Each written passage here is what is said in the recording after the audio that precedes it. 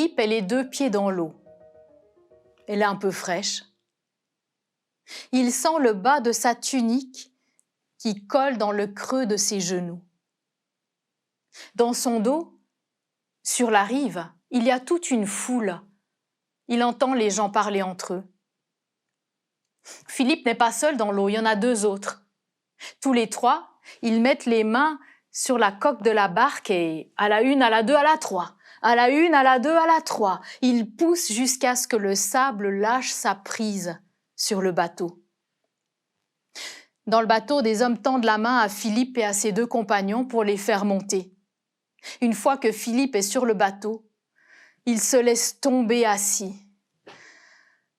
Enfin se poser et enfin se retrouver.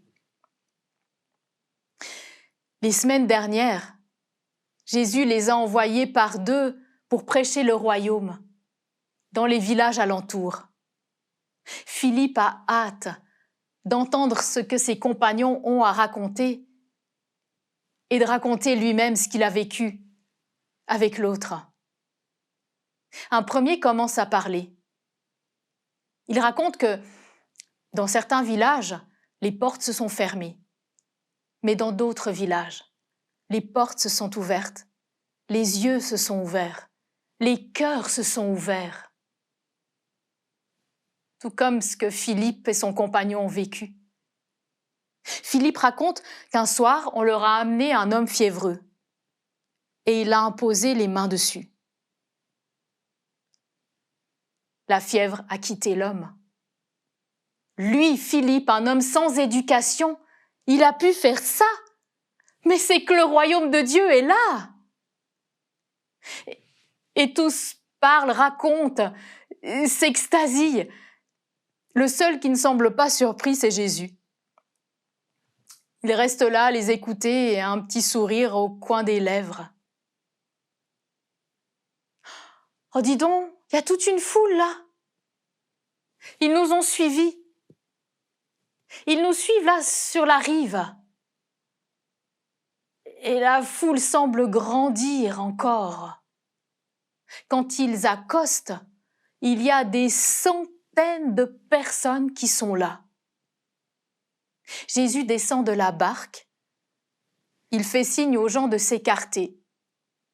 La foule s'écarte. Jésus passe au milieu de la foule et ses disciples suivent.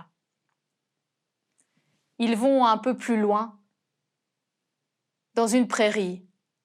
Là, Jésus fait signe aux gens de s'asseoir et il commence à enseigner. Philippe le voit de profil. Il se tient à 2 ou 3 mètres de lui.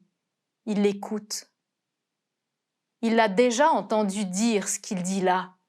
Mais après ce qu'il a vécu, c'est plus pareil. Le royaume de Dieu est là. Il y a un grincement. Mais Philippe fait comme s'il n'y avait rien eu. Des gens viennent et demandent à être guéris. Jésus impose les mains, prie, et les gens repartent guéris. Le royaume de Dieu est là. Il y a un grincement plus long et plus sonore que le premier. C'est le ventre de Philippe qui a faim. Satané corps! Ça ne lui suffit pas ce qui se passe là. Il réclame davantage. Un disciple s'approche de Jésus et lui dit qu'il faudrait renvoyer la foule. Ça fait si longtemps qu'ils n'ont pas mangé. Jésus dit qu'il n'y a qu'à les nourrir nous-mêmes.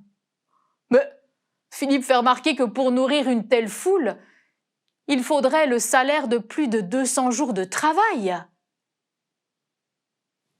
Jésus demande ce qu'ils ont. 5 pains, 2 poissons. De quoi se nourrir eux? Jésus prend un pain, il le rompt, il rend grâce, et il le donne à 2 disciples, en leur disant d'aller nourrir la foule. Et il fait pareil avec chacun des pains et avec les 2 poissons. Philippe se retrouve avec un demi-pain dans les mains. Et là, il y a des milliers de personnes.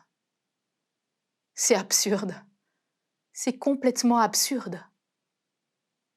Mais Jésus a parlé avec tellement d'autorité que Philippe donne. Il prend du pain, il donne, il prend du pain, il donne. Il fait ce geste sans réfléchir, 10, 12 fois. Puis il s'arrête.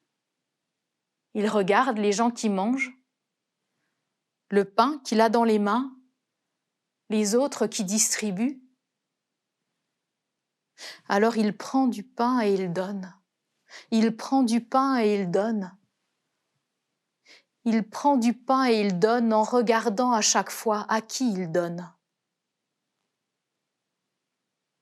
Quand tout le monde a été nourri dans la foule, Jésus et ses disciples, eux aussi, ont mangé. Et on a même eu des corbeilles remplies de restes. Le royaume de Dieu est là même où Philippe ne l'attendait pas.